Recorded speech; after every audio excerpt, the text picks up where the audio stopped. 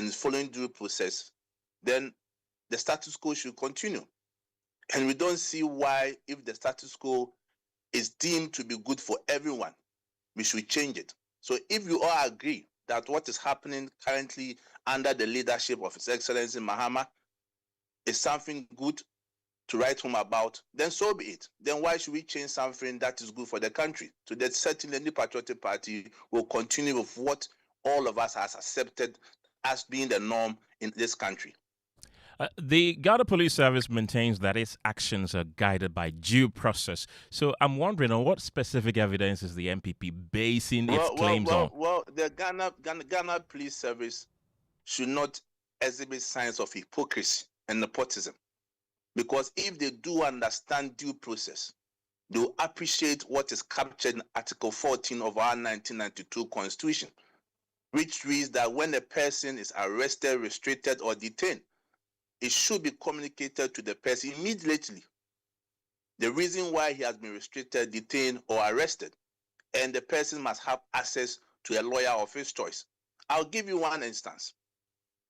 Our communicator in Bruno region by name Baba Mando was invited by the Bruno Regional Police Command to appear before them. He went there and after back and forth was told that he was needed in Accra. As to the reasons why he was needed in Accra, it was not communicated to him, only to be pushed into the car and drove all the way from Sunyani to Accra. So don't you think that this is a breach of the due processes that Ghana Police Service is talking about? Again, if we are talking about crime, crime has no expiration date. Crime has no expiry date. And we know that in this country, under the governance of Nana Dankwa Akufo-Addo, we have several elements in the NDC who made several statements which can be classified as being publication of false news. We can cite many of them. So if crime has no expiration date, how come the Ghana Police Service has not invited them to question? Why come the Ghana Police Service has not invited them and also processed them before the court for them to be remanded as same has been done to members of the New Patriotic Party? So please, they should not come and tell us that they are following due process. They are not following any due process. And what they are doing is to favor the direction and activities of this current government. Your opponent, the NDC, has described you, Mr. General Secretary, and your party as being hypocritical because they say that similar arrests happened under the presidency of former President Nana Akufo-Addo, and you, your flag bearer, Dr. Mahmoud Bawumia, who also condemned this yesterday, and many within your party were silent. So why voice concerns now? Is it because it is your party members who have been affected now? Well, if we generalize the whole discussion, it will be difficult for us to appreciate what really transpired during His Excellency Nana Dankwa Akufo-Addo's tenure and what we are witnessing under President Mahama. At least, under His Excellency Nana Dankwa Akufo-Addo, there was a respect for due process. NDC issues in the past had to do with matters that were before the court, which was being determined by the court of competent jurisdiction. Nobody was arrested or detained during the NPP's era without the NDC knowing the whereabouts of those who were detained or arrested, without them even having have access to their lawyers. It never happened during our tenure. Yes, you can make a point that yes, several of their members were arrested, but the due processes were followed and they were brought before the court of competent jurisdiction. But that is not what we are witnessing under this current government. So they should not try to compare apples with oranges. They are totally two distinct issues that we are talking about. But our issue has to be, even assuming without admitting, that such situations as they are being alleged happen under the tenure of our government. That's why we're in our opposition. That is why the NDC were campaigning that the NPP were not governing the country properly and Ghanaians should give them the mandate. And when they are given the mandate, they will come and correct the errors or the wrongs. Is that what we are seeing? So if their argument or their excuse will be that it happened under our tenure, then what was the need for the change? Since you made this statement, there's been a lot of feedbacks coming, and critics are arguing that this statement, like yours, risk escalating already tense political conditions. How do you respond to concerns that your Well, remarks? well, well, well, well, well, this country's peace and stability rest on the shoulders of His Excellency the President and the NDC government. President Kufuor left a stable, peaceful country to him, and it is equally expected that in 2029, you also hand over a stable and peaceful country to Dr. Baumia. So everything that happens in this country rests on the shoulders of the president and the NDC government, and it is their duty, their solemn duty, to make sure that due processes are followed in this country, that respect for rule of law applies in this country. That is not the work of the opposition party. It is the government who has been voted for who bears the responsibility to make sure that we enjoy stability and peace in our country. But some would argue that words like yours could also destabilize the country. No.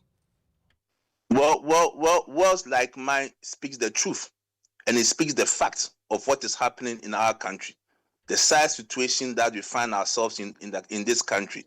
And I'm also very surprised that the media does not see what is happening and does not criticize the behavior of this government and the security institutions. All of us should rally behind the New Patriotic Party to at least bring the government on its toes to understand that we are not under a military rule, that we are not under a dictatorship rule, that we are a country being governed by constitution, that we are a country being governed by rule of law. All that the New Patriotic Party is asking is that, Mr. President, the NDC government security apparatus must follow due process. That is all. And this is not something that is difficult for the government to apply. I want you to hold on for me. Don't go yet. Dr. Frederick Odro is a governance expert. He's also joining the conversation. Dr. Odro, welcome to the program. What do you make of these counter accusations between the NDC and NPP about harassment? When this one is in opposition, they accuse the one in government of harassing their members, and it changes as governments change. Now we're hearing the General Secretary of the NPP saying that what is happening now will be retaliated in a future NPP government if nothing is done about it. Well, let me say good evening to you. First and foremost, I find this whole thing quite unfortunate. I feel very uncomfortable when we are politicizing everything to do with governance in this country. First and foremost, let us admit that there are certain institutions who do not have to be engaged in partisanship as we see it happening every day. Whenever it's on the other foot, you see complaints or support. And I think it is not good for us. Especially if you choose not to be partisan in this country, you are never protected. You can only be protected only when you belong to one partisan group or the other. But then let us allow rule of law to prevail in this country. I'm not going to pass judgment on any side in this matter, but I want to emphasize that let us all as a country begin to respect our laws. What does the Constitution say? I mean, if you go into the Constitution, Article 21(1)(a) guarantees freedom of expression. Let us respect that. Let us not use state apparatus to victimize people because we think they may be doing what is not right. However, that must also go with responsibility. All of us as individuals, we must self-censure ourselves. There are things we want to say, but because of civil engagement, we should all learn to speak with certain level of decorum. Unfortunately, sometimes you hear political activists engage in very dangerous use of dangerous words. I don't know how to put it. That is, for me, the danger. But then everybody in the country must also be protected by our laws. Those, today, the NDC is in power. NPP is crying that their members are being victimized. And in the same way, should NDC be out of power tomorrow, we're going to hear the same thing. And I don't think it's healthy for us. We need a system that is fair and just to everyone. And then let us also admit that I don't need to agree with whatever anybody is saying, but we should respect the right of people to express their opinions. And state apparatus must protect everyone. That's the first thing that I would like to emphasize here. The General Secretary of the NPP is also calling on civil society organizations and Ghanaians to speak against what they claim to be intimidation by the government. Do you think the civil society organizations have a role to play here? Absolutely. We've all been in the country. We've spoken about incidences that occurred during the NPP era that were condemned.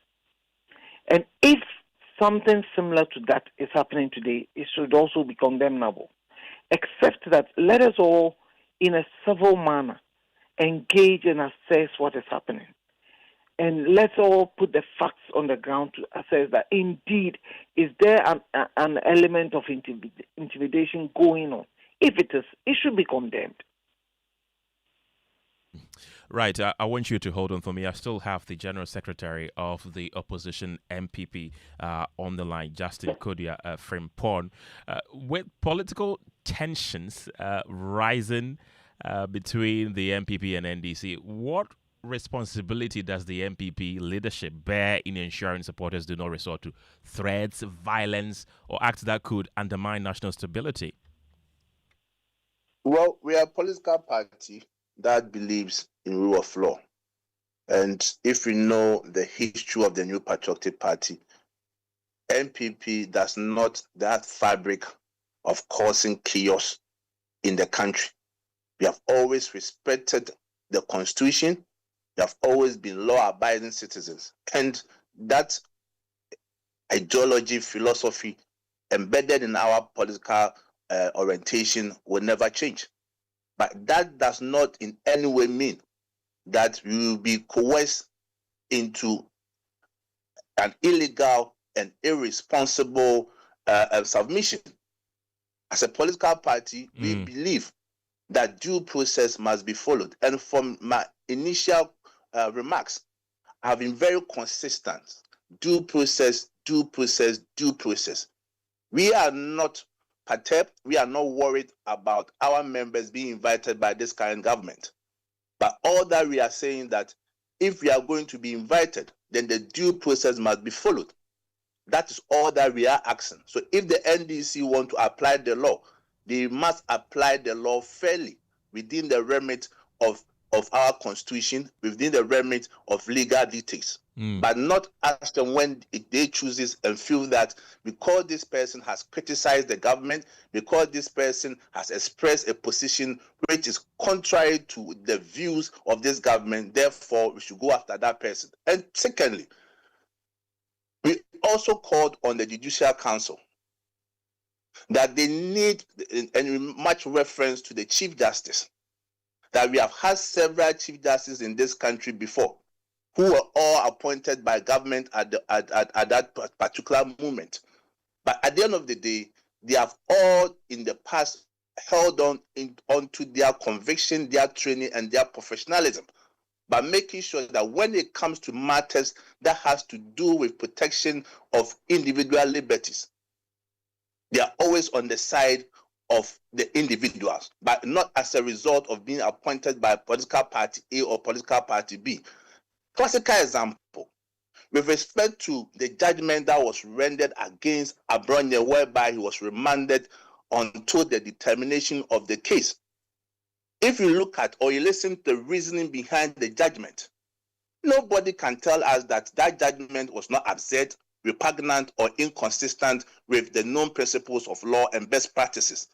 How can you, as a judge, rely on an allegation by the prosecution that the person, if not remanded, is likely to commit similar offenses when there is no record of any judgment, previous judgment by a court, convicting Abronye of indulging in publication of false news or offensive conduct conducive to the breach of peace, when there's no record? So on what basis did the judge rely on the allegation? So therefore, if a person makes several allegations against you, which has not been tried, which has not been tested, the person has not been convicted, then the judge decides to rely on that alone to remand the person not just 1 week, not just 2 weeks, but towards the determination of the case. So if the case will travel for 6 months and 1 year, then it means that the person is going to be in the NIB custody. And at the end of the day, you expect that the New Patriotic Party should not criticize the judgment, you should not make a noise about it and just keep quiet. That will not happen. So if judges want to be politicians, let us know that judges' tenure of office are coterminous with that of political party, then so be it. But if judges want to be neutral, then they must act within the professional limit set by the Constitution and by their own code of conduct. Listening to you, your comments seem to suggest growing mistrust in the neutrality of the security agencies and the judiciary. Do you believe that institutions like the Ghana Police Service and the courts are acting independently or under political direction from this government? Well, we can only assess that based on facts and things that has happened in the past. And it's because of those reasons that we are of the firm belief that we are not practicing democracy, we are not practicing rule of law, but we are practicing persecution and intimidation of political opponents. Because if you pay attention to several of our members who have been remanded in the time past, is it not strange that it seems that some few particular judges are the one remanding our members whenever cases are brought before them? So are they saying that we don't have judges in Accra anymore? We don't have judges in this country? How come only 3 particular judges that I don't even want to mention their names? And I made the point that crime has no expiry date. So if the police want to be fair, there are several elements within the NDC who made several derogatory statements against our flag bearer, Dr. Muhammadu Bawumia, and President Akufo-Addo. So therefore, if they want us to see them as being fair, impartial, without any political lenses, then they must extend the same invitation to those people within the NDC. Then we can begin to have the discussion of them being free, fair, and transparent. Mr. Kuri, I want you to hold on for me again. I still have Dr. Frederick Odro on the line. He's a governance expert. What is the way forward, really? How do we resolve this, Dr. Odro? Well, I think we should strengthen our state institutions. Today, there's been a case before a court, and people are not happy. Why don't we go a step further? There is a possibility of appealing the judgment at a higher court. Let us exhaust that process. That's what our rule of law grants us. So my plea is that in order not to bastardize our state institutions, I always feel uncomfortable when individuals who can never defend themselves are attacked. It did happen under the previous regime. I crossed people and expressed my unhappiness when they were attacking judges, and I will continue to do that because I think that is the right thing. If we keep on attacking our judges, if we keep on attacking our judiciary, where do we run to when we have issues? That is the only place in a country of rule of law where we can go for redress. So if one court has given a ruling which we disagree with, why don't we exhaust the process? Yes, we can express our disagreement with a ruling, but I will plead that we shouldn't, and I will say again, we shouldn't run down the system because that's the only thing we have. We should go up to the next level and present our argument and trust that along the line, if we indeed are on the right side of the law will come to our side, and then we can move on as a country. Civility requires that. That is what we should do. Dr. Frederick Odro, thank you very much. He's a governance expert. I still have the General Secretary of the Opposition NPP on the line with me, Justin Kodia Frimpong. So what's the NPP's next line of action? Yes, you have vowed retaliation should you return to government again. But in the interim, what's the party going to do about this? Well, let me correct you. We have not said retaliation. We have not used the word retaliation. What we are saying is that if the conduct of this government has become the acceptable norm, then we shouldn't change when NPP comes to power in 2029. That is our position. If all of us, the civil society, the media, believe that what is happening is fair, there is no breach of our constitution or of our laws, and NDC is doing everything within the remit of the law and all is well, so be it. Why do we change a good law? Why do we change a good procedure? So in 2029, the status quo will continue and nobody should come and complain. But my final statement will be that let us all remember as politicians that power is transient and no condition is permanent. And I will encourage my members of the New Patriotic Party, that when the cattle stands together, the lion lies down hungry. When the cattle stands together, the lions lie down hungry. Let us continue to be each other's keeper and go through these trying times. And at the end of the day, come 2029, we shall come back to power. That will be my final statement. Justin Kudu-Afrimpong, thank you very much. He's the General Secretary of the Opposition NPP. This has been Top Story, brought to you by Telecel, Connecting Energies, Holy Insecticide, Spray and Coil, enjoy a holy sleep. News Night is next. Auntie T, I beg, fix me go betete Ghana. No gari, no oil, no plantain, just beans then eggs. Hey, brah, that be dangerous combination, no. Problem no day. I feel handle am. For Telecel, we the Bob say everybody gets what they like. That be why Made For Me bundles day. Based on your usage, if you get your own data and call packages, falla! Made For Me bundles like the way you the want town. That *530#, then buy Made For Me bundles today. Telecel, connecting energies. Couldn't sleep at night. Mosquitoes will be whining my ears, bugging me all night long. Till I got a remedy. Now I'll be spraying them away with holy insecticide spray. I go spray them away with holy insecticide spray. When I sleep, me da with holy insecticide spray. Holy mosquito coil, holy multi-purpose insecticide spray. Ghana Kron Kron. For bulk purchase, call 0302 681582. This advert is FDA approved.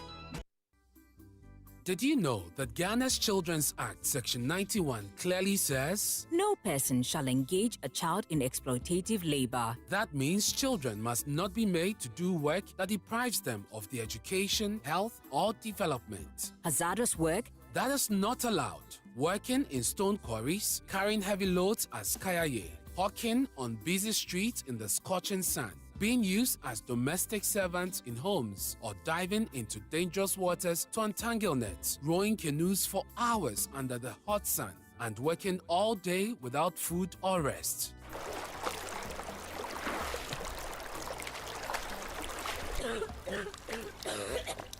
Yet, too many of our children are trafficked from towns and villages across Ghana to the shores of the Volta Lake, trapped in fishing boats, robbed of their childhood, and exposed to danger every single day. Human trafficking means the recruitment, transportation, harboring, or trading of persons within and across national borders for purposes of exploitative labor. I want to go to school, but now I only work.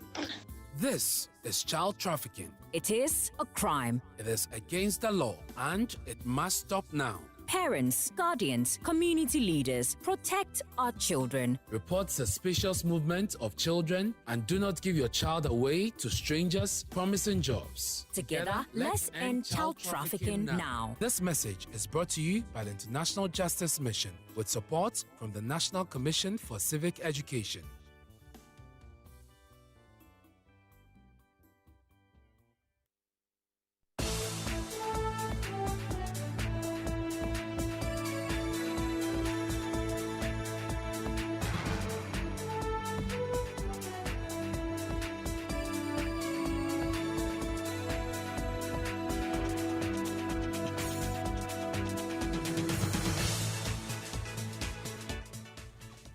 Coming up on News 9, lawyers for Asante Achim North MP Ohene Kwame Frimpong prepare for long legal battle against his extradition to the United States 4 days after his arrest and detention in the Netherlands. We have details, but speak to experts for more. Also tonight, the mother and child hospital at Kaswa overwhelmed with serious challenges, including a shortage of medical staff, prompting the health minister to direct the immediate deployment of 3 doctors and other health officers to the facility. So the problem they enumerated, those I can solve instantly. I have directed that about 3 medical doctors should be posted here with immediate effect. I have also directed that they should post 5 midwives to this facility.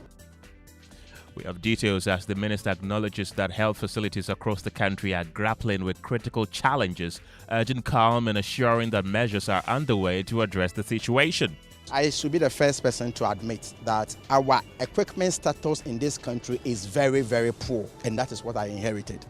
In business, economist Professor Peter Korte pushes for extension of policy aimed at cushioning consumers from rising crude prices at the pumps. In sports, all set as Ghana's Black Starlets face Algeria tonight at the U17 AFCON. And a bit later, court rules police violated protesters' rights during the Occupy Julobi demonstrations in 2023, but lawyers for the victims say the compensation awarded simply isn't enough. The latest of these and many other stories are coming up in the next 60 minutes. Feel free to be a part of the show by sending us a WhatsApp on 055 11 11 997. My name is Kenneth. Gyasi. My name is Gemma. Appiah. Details shortly.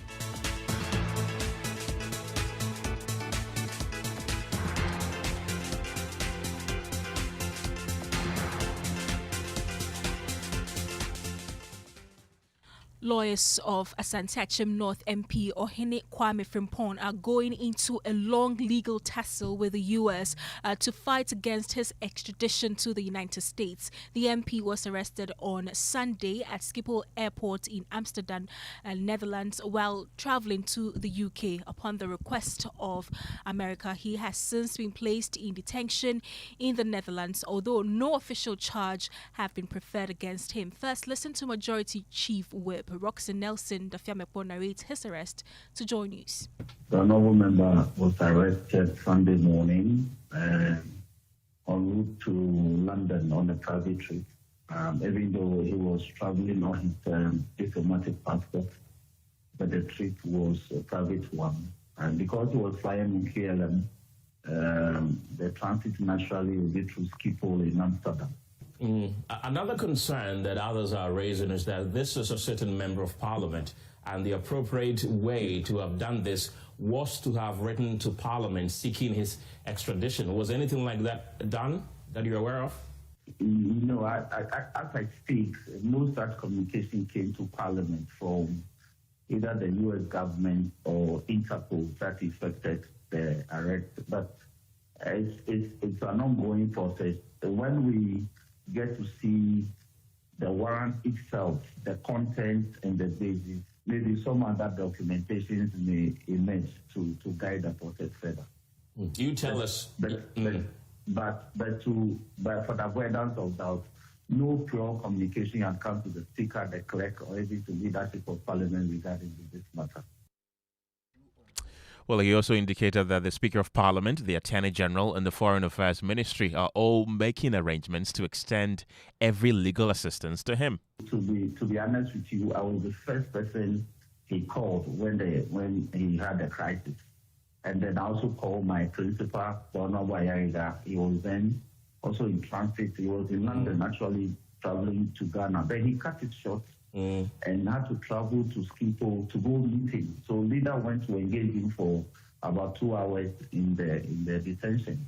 So and then we got the foreign minister to also coordinate it. Then we got the ambassador, Ghana's ambassador to Hague, to actually lead the discussion. So all the critical people, including the Attorney General, who is also doing an opinion on some aspects of the matter. So the matters are being properly coordinated. We are hoping that whatever the reasons are such that it may not escalate the matter and he will be released to return home. That's the Majority Chief Whip, Roxon Nelson Dafiamekwo there. And tonight, Joy News is learning that his release from detention or possible extradition to the U.S. may take a while because his lawyers are ready to challenge that process. My colleague James Aveji is joining me in the studio with more. James, what are we learning? Well, Ken, what we're learning now is that this legal battle in court is usually what comes with this kind of extradition cases where someone is arrested in another country upon the request of one country. The first challenge available to that person would be, especially if they are holding a diplomatic passport, some suggest is that they would use that as an excuse or to oppose the arrest. But what we're learning from the provisions of the Vienna Convention is that not everybody with a diplomatic passport is immune to an arrest.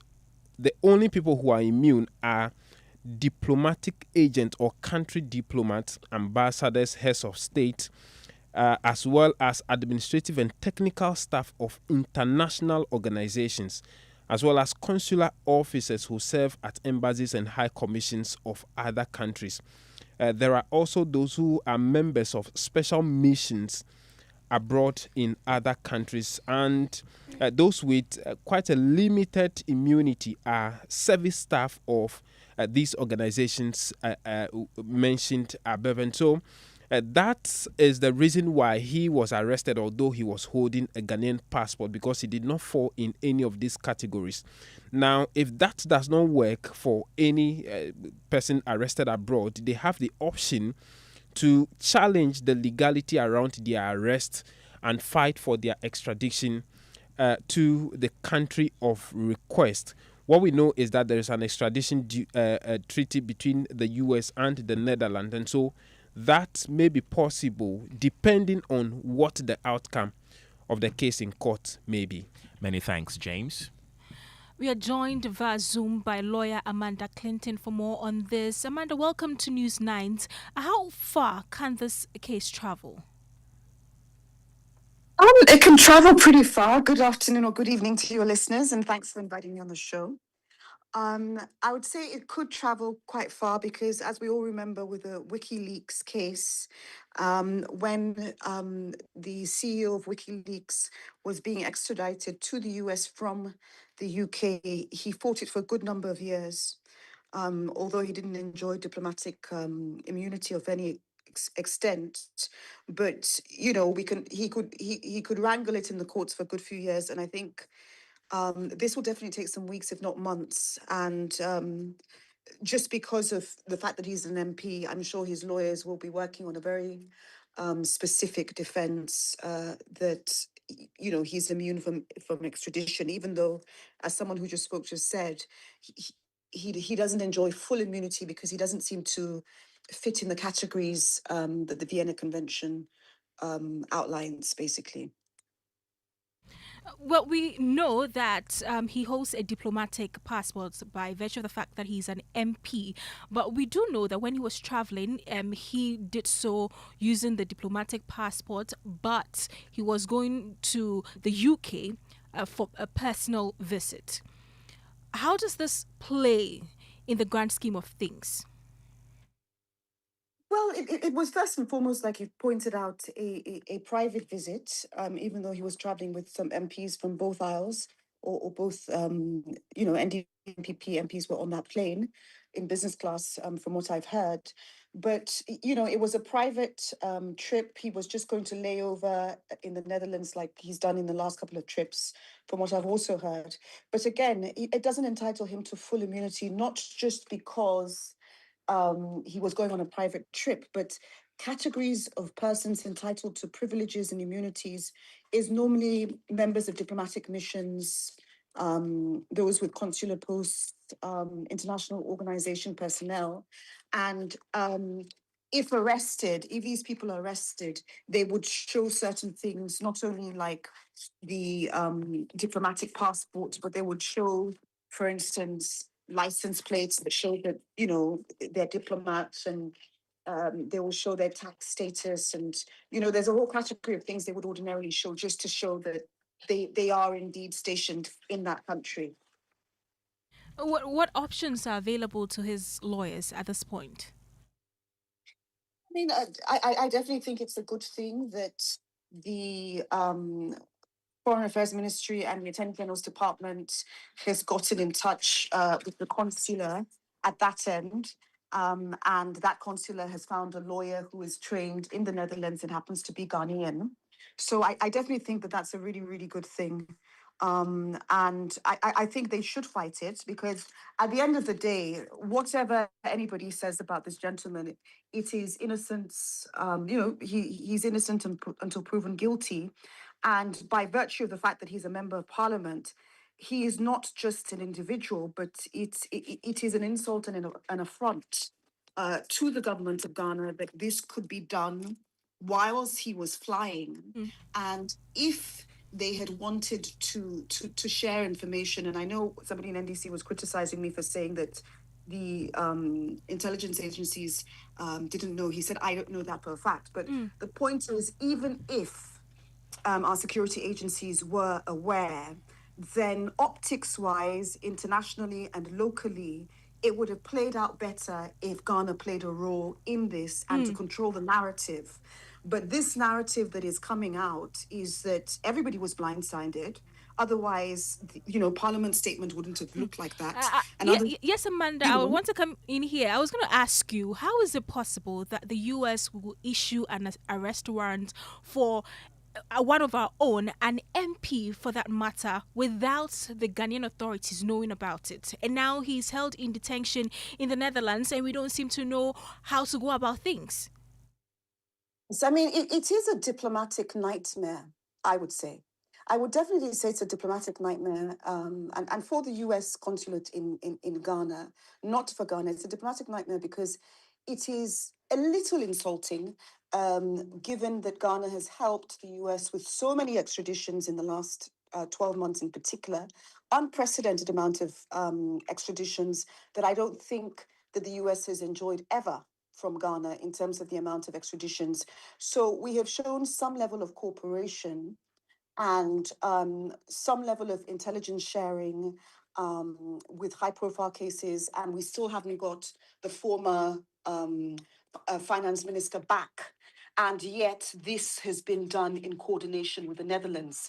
So, despite the legality to a certain extent that he was, he might not enjoy full immunity, from a diplomatic perspective, it could have been handled better. And so I think a lot of people at the State Department and the US consulate will talk. And I definitely think Ghana is going to probably be rethinking how many people they extradite so quickly based on this and based on the fact that he's a sitting MP. So it's not what he's accused of per se, even though we do take money laundering seriously. It is the way it has been handled. And although NDC members say that I don't know for a fact that security agencies weren't notified, if that was the case, then we do have a very good way of controlling narratives, particularly in the public sphere. And the narrative that's playing out right now is that everybody was blindsided. Parliament came out with a rush statement because they didn't know.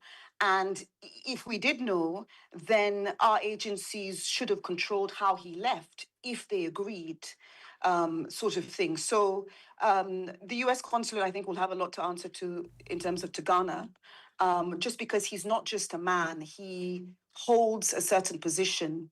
And whether he has full immunity or not, he should still be afforded some level of protection. Amanda Clinton, thank you so much for your time. Amanda Clinton is a private legal practitioner. Let's talk about health tonight, because disturbing details are emerging from the Mother and Child Hospital at Kaswa's management reveals that the facility is battling serious challenges, including the lack of critical equipment and inadequate medical staff. The hospital recently came under intense public scrutiny after a pregnant woman reportedly died while in labor after medical officials allegedly failed to carry out a requested caesarean section due to the unavailability of recovery beds.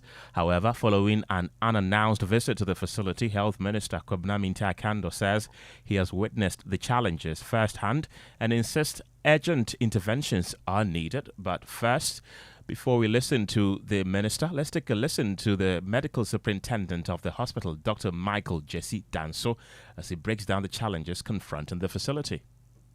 100 deliveries a month with surgeries, over 300 surgeries.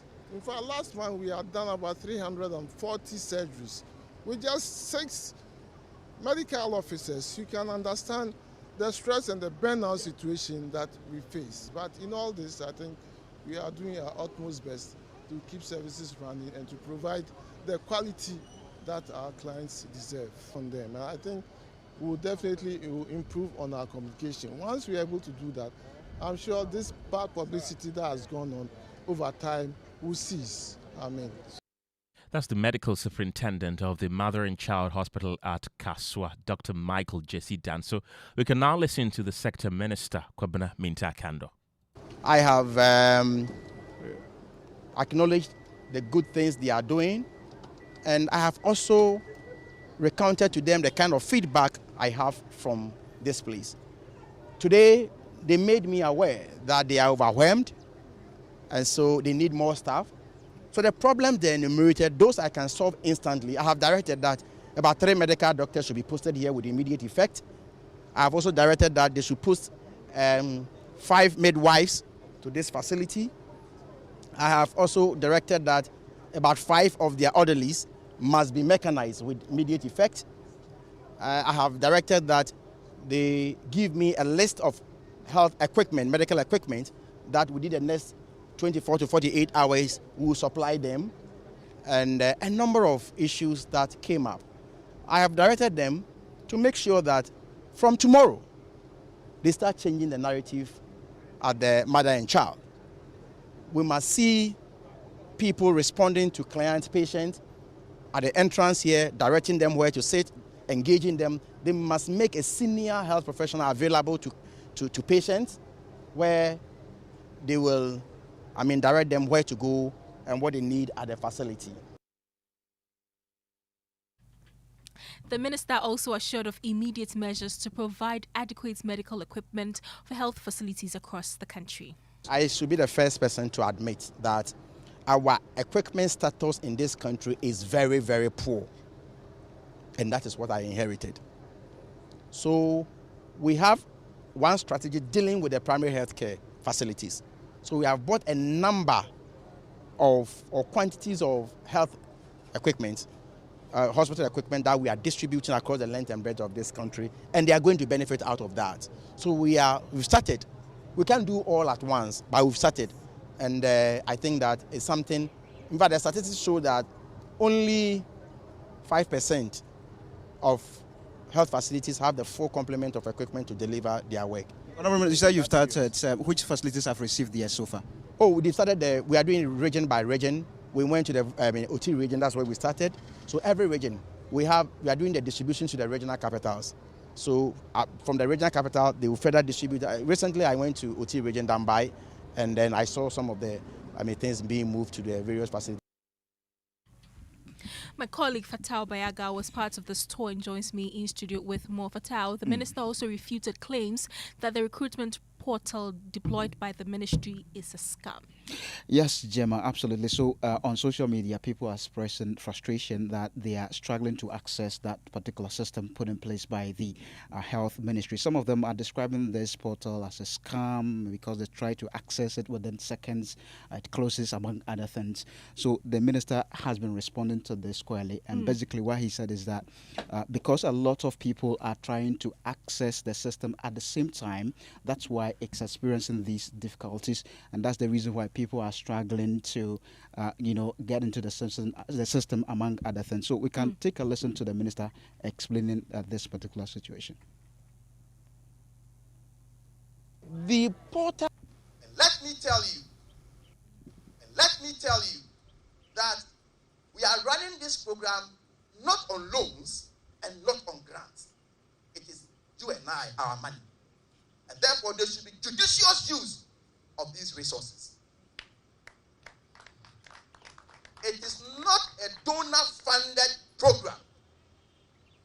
His Excellency says we are not going to set up any para-bureaucratic steps to finance the pre-primary health care. So the financing is still going to be done by the National Health Insurance. We are not setting up any para structures. So the implementing is going to be done by the Ghana Health Service, is going to be done by the private sector, is going to be done by CHAG. So let us all be part of the system. Let us all own the system so that we can, at the end of the day, get the full benefits. So, Gemma, this was the minister explaining, the free primary health care post that they commissioned in Medina today, talking about the fact that this is not being run by loans and all of that. It's money. It's the taxpayers' money. So the health officials there should make judicious use of this particular facility. Thank you very much, Fatau Bayaka there. You're still listening to News Now here on Joy 99.7 FM in Accra and our numerous affiliates. This one without the name says that the NPP think free speech means Abronya can insult clergy, opposition party members, and even elders within his own party, such as Kenneth Japan. This one from Nana in Spintex says, can Mahmoud Bawumia sit by and allow this kind of behavior only to criticize the ruling party when the law catches up with him? They must remember that Ghanaians were here during their time in office, just as we are under this current government. Wilfred from Achimota says, Mr. Kudria will never taste power as General Secretary with this kind of mindset. No doubt God saw his heart and allowed his administration to suffer the most humiliating defeat any political administration has experienced in our history. And this is Charles from Legon. He says, who told the NDC will hand over power to Dr. Bawumia in 2029? The NPP has not changed one bit. Who keeps deceiving them into thinking they are returning to power anytime soon? It is refreshing that the NPP has finally learned that power is transient. Those are some of the messages you've been sending to our WhatsApp platform. We will be reading the rest of them to you as the time goes on. Let's bring you other stories tonight, because private legal practitioner and lawyer for the journalists and protesters abused during the 2023 Occupy Jolobi House demonstration, Samson Ladi Ayenini, has said that the damages awarded to victims are woefully inadequate. The Ghana Police Service has been ordered to pay nearly 200,000 Ghana cedis in damages and costs after the court found officers engaged in human rights violations and misconduct during the protest. Journalist Bridget Osu was among those abused. Listeners will recall that during the 2023 demonstrations, police assaulted and arrested dozens of protesters demanding action against Galamsey, along with journalists covering the protest. Some victims subsequently sued the police, and after more than 2 years, the court has ruled in their favor. Speaking on the midday news, Samson Ladi Ayenini welcomed the ruling as a victory for human rights, but argued that the sanctions imposed on the police are not punitive enough. And like the court said, it is their job to provide protection and not to be the ones at the front of violating the journalists, including the assault. The young man, George Jennings, is not a journalist, but he was streaming the misconduct and violation of other demonstrators. Guess where? At the regional headquarters. He was just streaming it. And what did they do to him? They beat him, used the metallic, bat to hit him, and did all sorts of things to him. And the doctors clearly showed that the doctor's report clearly showed that he had been manhandled. Bridget Otu, who led all of this, you see the videos, how she was manhandled and her dress was ripped apart. And yet in the public, the police was defending these things. Do you think the damages awarded are punitive enough? Absolutely not. Because the very least in our processes we filed before the court was 1 million. The very least was 1 million Ghana cedis. Whilst our clients are happy that their rights have been vindicated, press freedom, journalistic rights, the right to work in safe conditions have been protected by the court, they believe that it could have been better. in terms of the compensation that ought to have been awarded. But the judge was of the view that if the police came under hefty awards like this, they will be financially overburdened and not be able to perform the functions of protecting all of us. Gemma, we have to go back to our earlier story about the health facility in Kasua. We have the sector minister, Minta Akando, is on. Welcome to Newsnight. When you went to the mother and child hospital at Kasua, what exactly did you see and how disturbing was it? Well, today, as part of my routine visit to some health facilities, I come to Medina Polyclinic. I commissioned a health post at Medina Market and subsequently went to Mother and Child at Kasua. So I was conducted around the facility and they enumerated a lot of challenges that they are going through. After that, I had the closed door meetings with the staff and management, and we had a very frank discussion. I admonished them to give us their best, and I also tried to provide immediate solutions to some of the problems they raised. For example, I was informed they can sometimes come under immense pressure, therefore they are overwhelmed. So I ordered immediate postings of medical doctors to the place. I also ordered the posting of midwives.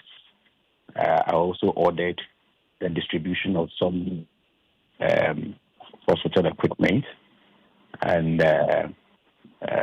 try to put some measures in place, especially their communication with patients, client services and all that. So we had a lot of discussions that I believe that it will yield fruit. Yeah. How soon are these doctors, equipment, midwives going to move to the hospital? It should take effect, within the next 48 minutes, 38 hours. You already have these equipment, the doctors, the midwives on standby? Yes. We have, as part of the free primary health care, we have procured quantity of medical equipment, so I think that we can benefit from that. And we are also currently doing some kind of recruitment of health professionals, so I don't think that should be a problem at all. One would ask, why did it take so long for you to move in? So long? I don't understand your question of so long. Anyway, because the hospital, this is not, I don't think the problem has been there for just 3 months or so. This has been there for a very long time. And if you hadn't gone there, they wouldn't have received the solutions.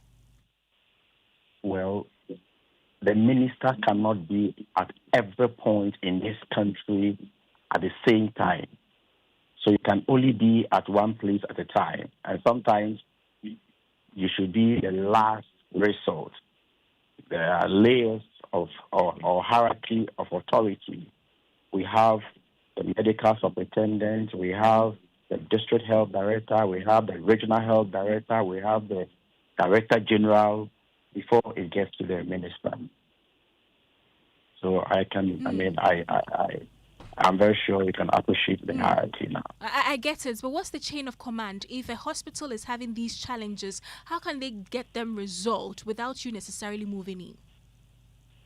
Well, sometimes, as I have already indicated, sometimes if it's at the district level, it gets resolved at the district level. Sometimes, if it is at the regional level, it gets resolved at the regional level. It depends on the gravity of the issue. And the minister may decide to come in at any point in time. But at this point, I think the issue has dragged on for some time, and there was a need. And as you know me, intermittently I pay supply visits to these facilities. So today I decided to, go there and then listen to their concerns. It doesn't necessarily mean that all the problems, every health facility in this country is facing one or the other challenges or problems. And so what I could solve there and then, I offered a solution. What I have to maybe go back to the drawing tables and see what we can do. I promise them we will do that. There are issues under investigation that I didn't preempt. It is still under investigation.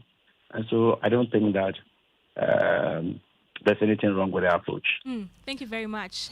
Health Minister Kwabena Minta Akando. Minister, don't go yet. This is Kenneth. I want you to listen to this sound. This is Kenneth. I want you to listen to this sound. This is the Assistant Public Relations Officer of the Ghana Registered Nurses and Midwives Association, Philemon Japan, who says that some facilities lack basic equipment like BP monitors to enable staff work effectively. I want you to listen and then we come back. I worked at the primary healthcare level for 16 years before I came here. And at that level, the challenge is that we don't have at the primary healthcare level. So let's go through what you don't have. You don't have what? Vital signs monitoring equipment. Okay. The blood sugar monitoring equipment. BP? Yes. You don't have BP? So it's all encompassing. There are facilities that don't even have. Some have blood pressure. So really? Yes. Some have. There are health centers, facilities. They don't have. In Ghana. What they have is faulty. Yeah. That don't have a BP monitor. Yes. That you can buy for 300 cedis. Yeah. I tell you. And those. And sometimes they have what they have. Wait. Those who have, there's no battery. No battery. In a hospital. Oh. It happens. So I'm saying that the health. You guys are exaggerating. No, they don't have. And even the ones that they have, like he said, the batteries are not there. And even the ones sometimes are not functional. Sometimes the staff carry their own equipment to the facilities and work. You get it? So sorry. So it's amazing. So the reality is that really? there are systemic issues. Defibrillator. There are do you have a defibrillator? So at the facility where I was before, no, we didn't have. But where you are now, do you have one? Yes, where I am now, we have so one. you mean to tell me? I'm not cutting. Yes. I can tell you with certainty that if you visit many hospitals, emergencies, the wards, the theaters, less than 70% of hospitals, in private, in public, would have defibrillators. Minister Kwabena Minta Akando is still on the telephone line with me. You've been listening to the conversation by the health officers. It appears that the challenges, even elsewhere, are more dire than the one that you intervened at the Mother and Child Hospital in Ikasua. Can you hear me, please? Yes, I can, sir. I have made these points on several platforms myself. Unfortunately, nobody needs to play an audio for me to understand these issues. The issues we have inherited in the health sector are dire. And so it is one of the reasons why we have procured some basic equipment as part of rolling out the free primary health care to be distributed across the length and breadth of this country. We are starting with about 150 districts. This is just the first batch of equipment we have procured, and we are procuring another batch. And so, please, there is no way we can fix all the problems in a year or two. It's gradual. It's gradual. And, you know, there are a lot of things in the health sector that we have to deal with. So this is just one of them. Okay? It's just one of them. The hospital equipment status in our public health facilities is just not the best. It's just not the best. I mean, sometimes there are issues of even maintenance. When even after the distribution of these equipment, how to maintain them. You understand? Somebody makes mention of the fact that there are even no batteries to even run BP apparatus or to that effect. There are clearly, you should know that there are management issues also. You understand? Because most of these facilities are credentialed by the National Health Insurance Scheme, and they get reimbursement intermittently. They generate some minimum amount of money at those facilities. So you ask yourself, why can't we purchase batteries for BP apparatus? And so it's one of the reforms that we have directed, that the usage of internally generated funds of every health facility must be expended based on a formula. A formula. For example, we would say, look, about 20% of that internally generated funds must be expended on maintenance. About 20% must be expended on, let's say, expansion. So we are giving them a formula within which the internally generated funds or any funds raised at these facilities must be expended. Right. But I can agree with anybody who says that the hospital equipment status at our health facilities is not the best. Okay. We are doing our best at this point in time. Kwabena Mintakano, thank you very much. That's the Minister in charge of health. Ken, let's go back to our earlier story where private legal practitioner and lawyer for the journalists and protesters who were abused during the 2023 Occupy Jolobi House demonstration, Samson Ladi Anyenene, saying that the damages awarded to the victims are woefully inadequate. General Secretary of the Ghana Journalists Association, Dominic Logi, joins me via Zoom. Dominic, welcome to News 9. I want to take your quick reaction to the damages and costs awarded to the three. Their lawyer, Samson, doesn't think they are punitive enough.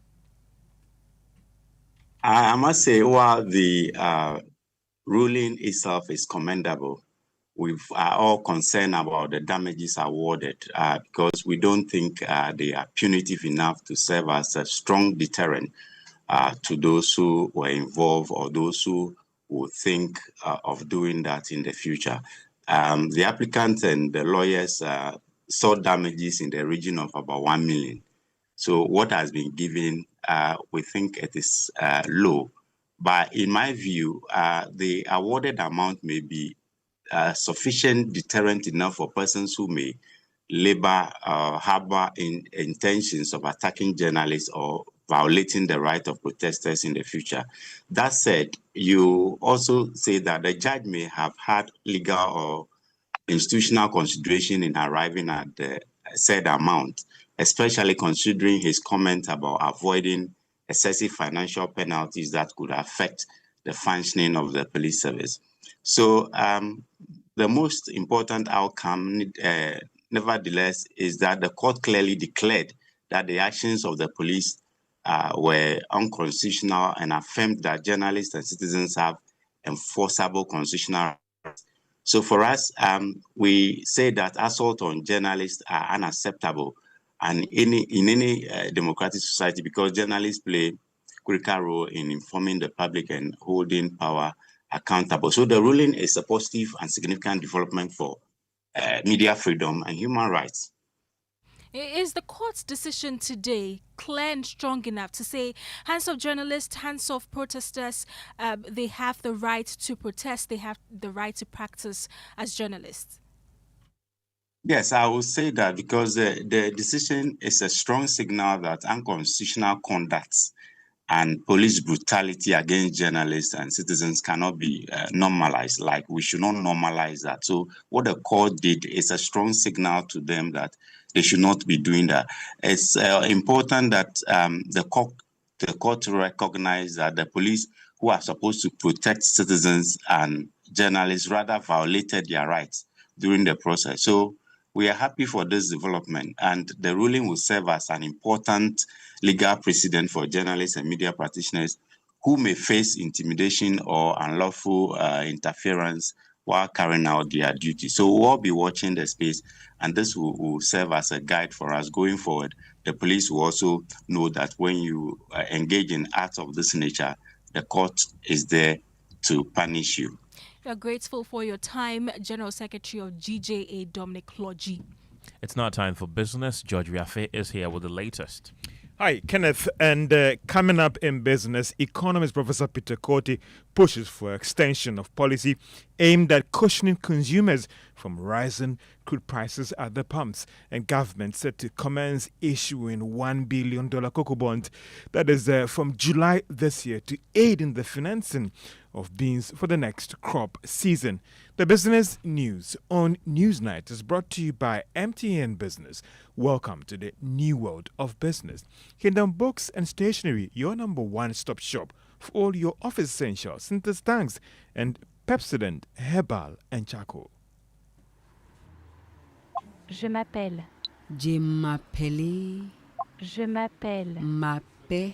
Emapi. Hey, Asamo, French idiot. This is a midi croissant.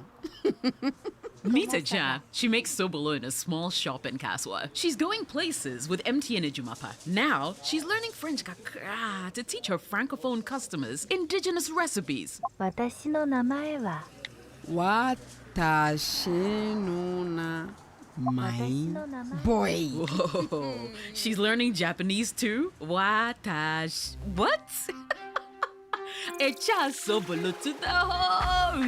If you're a woman with a small business, join MTN Ejumapa today by dialing *5060# and enjoy 150 megabytes data, a lifestyle bundle for social media, free MTN to MTN calls every Monday, and an insurance cover. You will also gain access to expert training, discounts on digital tools, and financial support to grow the business of your dreams. Terms and conditions apply. MTN. Son, we are so proud of you for setting up this hospital. I really love those hospital beds and waiting chairs. By the way, did you import them? No, Dad, I didn't. I actually got them from Kingdom Books and Stationery right here in Ghana. Wow. We also bought our office supplies, safes, executive desks and chairs from Kingdom, and they gave us expert advice on how to set up our office. Guys, that makes 3 of us. I also got our sofa and bedroom sets, plus our dining hall furniture for our new home from Kingdom. Wow, Mom, that makes 4 of us. I usually get my stationery items from Kingdom, and my teacher also mentioned that our classroom furniture was provided by Kingdom. So there you have it. Whenever you're thinking about setting up an office or acquiring furniture for your home, etc., Kingdom Books and Stationery should be your first port of call. With over 40 years experience in the industry, we stock and supply a wide variety of globally sourced office and home furniture, stationery and equipment. Visit our head office, Takweje, Osu near the Osu Cemetery, Temania Community 4, Takoradi opposite Vijay Mays Plaza, Cape Coast University Bookshop, Spintex Road near Absa Bank, Atomic Centerpoint Mall, Winneba University Campus, KNUST, the University Bookshop, and Santasi in Kumasi. You can also visit our shop online, www.kingdomstoreonline.com. Hurry while stock lasts. For further inquiries, contact us on 050-162-0810 or 0302-764-101. Email info@kingdomgh.com. Kingdom Books and Stationery Limited, where quality and affordability is assured. Terms and conditions apply.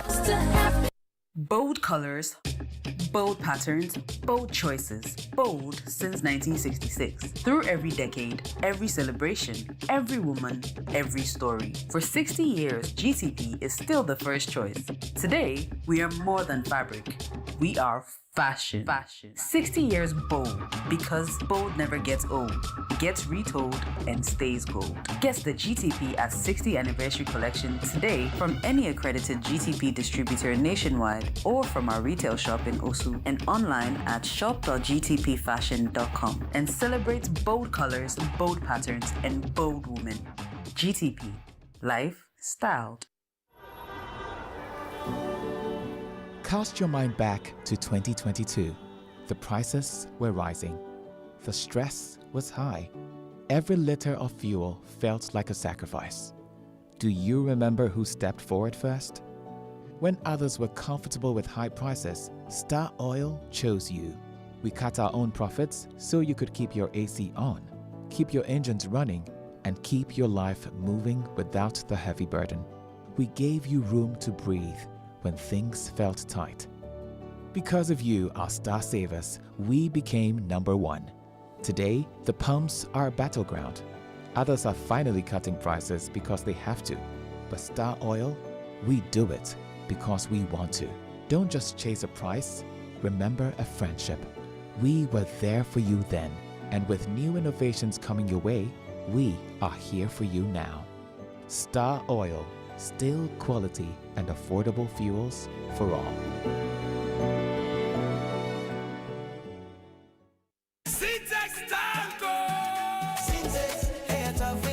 If you want quality, this be where you belong. Hey, tough, hey, strong. Oh, gonna shout and sing the song. When the sun they hot, syntax no break. When the rain they fall, still no shake. Builders they choose and plumbers they prove. Any project you they start.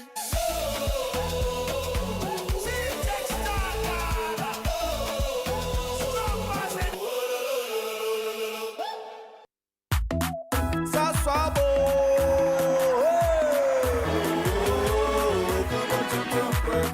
Sasso, sasso, si come tonton preko. Sasso, sasso, si come tonton preko. Edrana drama in your busheshe. Yeah, how can see all in my baby? Minya me pone me sasso spray. Every mosquito start to run away. Come on, tonton preko. Sasso, sasso, mi se come tonton preko. Come on, tonton preko. Sasso, come tonton preko. Nani sham ne die, demo stronko. This advert is FDA approved. You're welcome back to Business on Newsnight. Now, economist Professor Peter Korte is making a strong case for the extension of the policy aimed at cushioning consumers from rising crude prices at the pumps. The policy is set to expire tomorrow, and government is yet to announce an extension of the program. But Professor Korte says that managers of the economy should look at the impact on inflation and the cost of living. I said in my previous interview, network, that there's a war that nobody knows the end. And therefore, we shouldn't have a big bang approach. Government comes in heavy, but some gradual intervention. And where there is a need to extend, they could do so. So here we are, and it's coming after a month or so. There's the need to extend, and we should be able to extend and carry on. We are not out of the woods yet. Nobody knows the end. When the end, whether the end is near, we don't know. So extension is good. At least let's maintain what we have and ensure to are able to put in long-term measures, stockpile oil, process our oil, so that in the future, when some of these shocks hit us, we'll be able to withstand the shock. And that is economist Professor Peter Korte. Meanwhile, the Chamber of Oil Marketing Companies have revealed that fuel prices will go up from this weekend, even if government goes ahead to extend the policy. Petrol could go up by 3% per litre, and it could see a litre going for 14 Ghana cedis, 50 pesos.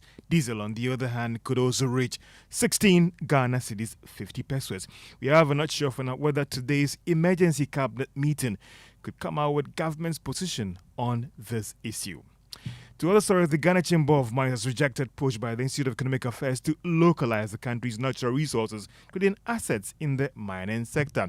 Speaking at a media engagement in Accra, Chief Executive of the Chamber of Mines, Kenneth, argued that the country should instead focus on strengthening regulations.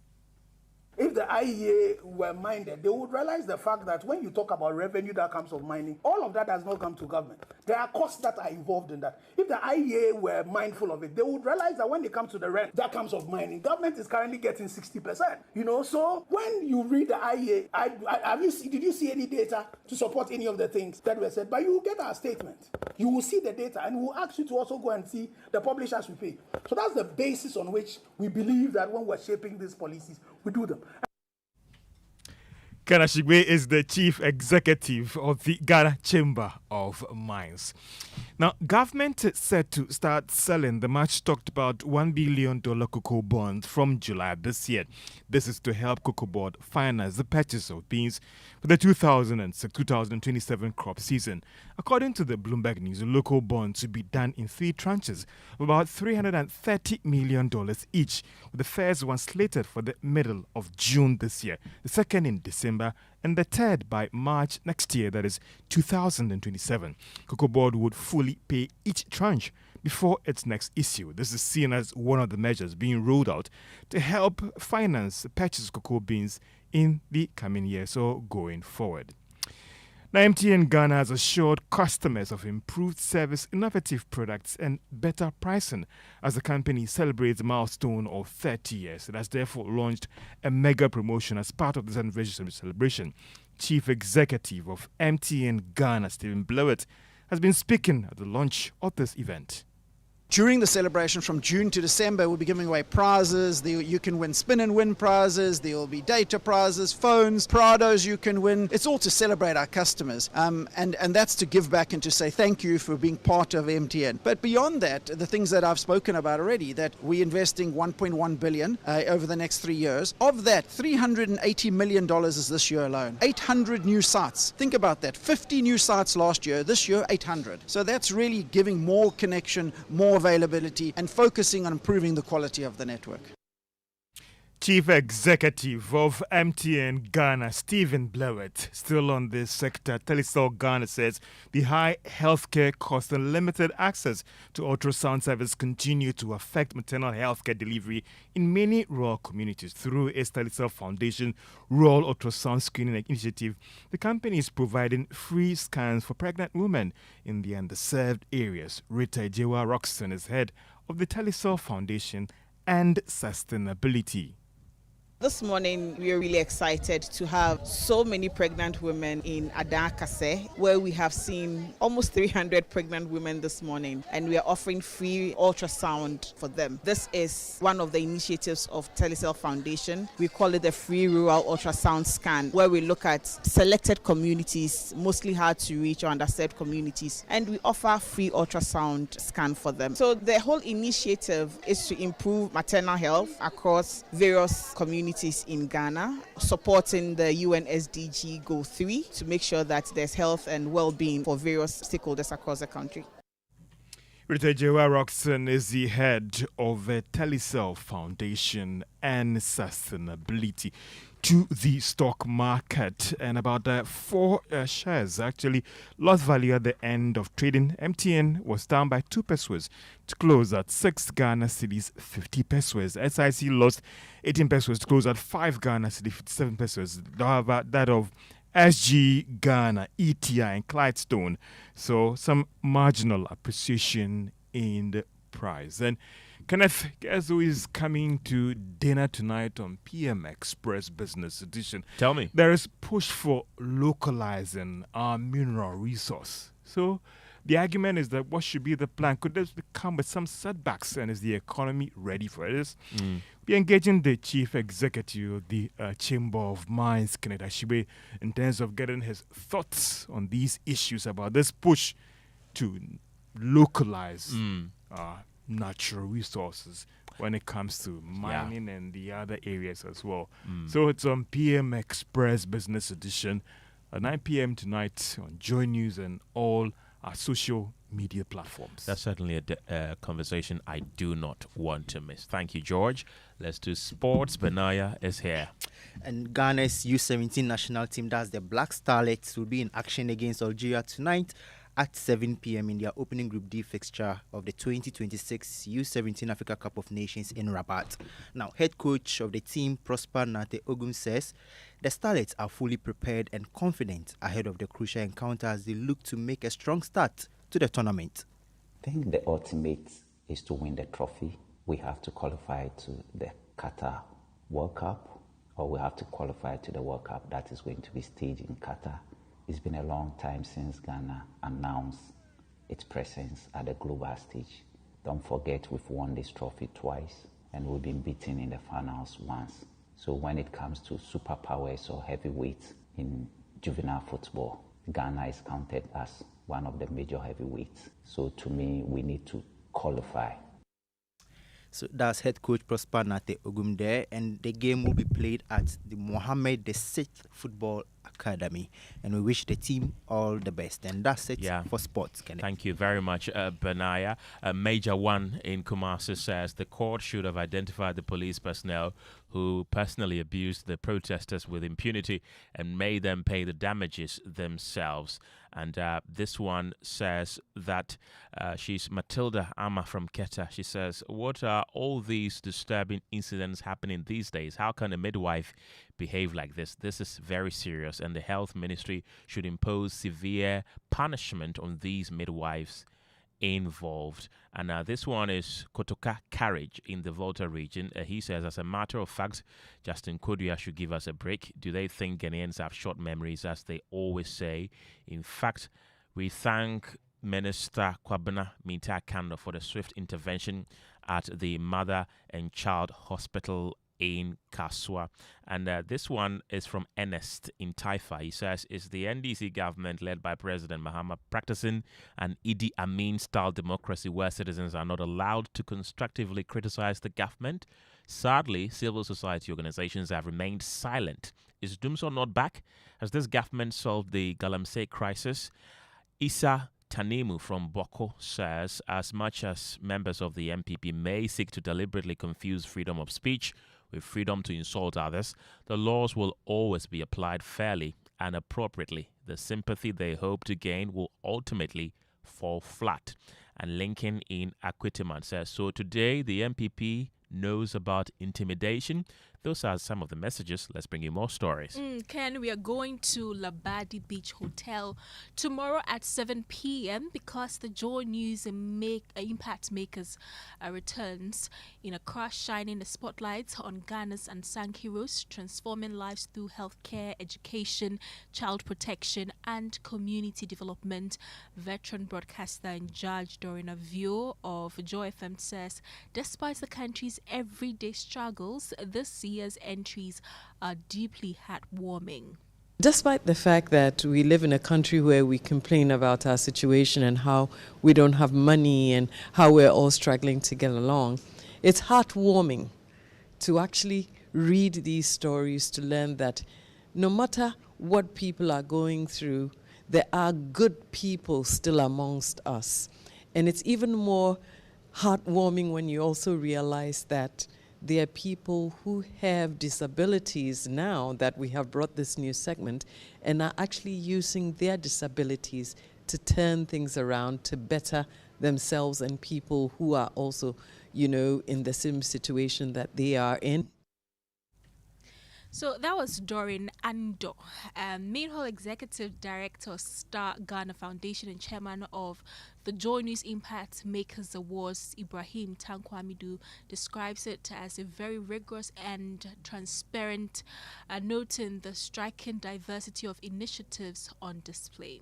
The process has been very rigorous, very transparent, but I'm also struck by the diversity of initiatives that we've seen. So they aren't concentrated on one area, both geographically and thematically. And for me, it gives a lot of hope for this country that we have citizens stepping up and contributing whatever they can contribute to make this a better place. So, yes, Ken, it's tomorrow at 7 p.m. at the Labadi Beach Hotel. Joy News Impact Makers Awards. It promises to be better and bigger than the previous editions. That's it for Newsnight, though. But before we go, just some few messages more from Nane Kuya Moa Boatin, Ablekuma Central. He says the health minister should be up and doing. You claim to have inherited problems which you cannot even pinpoint. This one without a name is, can't the hospital buy some of these equipments themselves, such as the BP monitors? What happens to their internally generated funds? This one also says, oh my God, Ghana's healthcare system frightens me. No BP measuring equipment. Only 3 regional hospitals have MRI machines. God save us. Thank you very much. My name is Kenneth. Gyasi. My name is Gemma Appiah. Have a good evening. Don't forget to do the 2 this evening. Brush your teeth day and night with Pepsodent.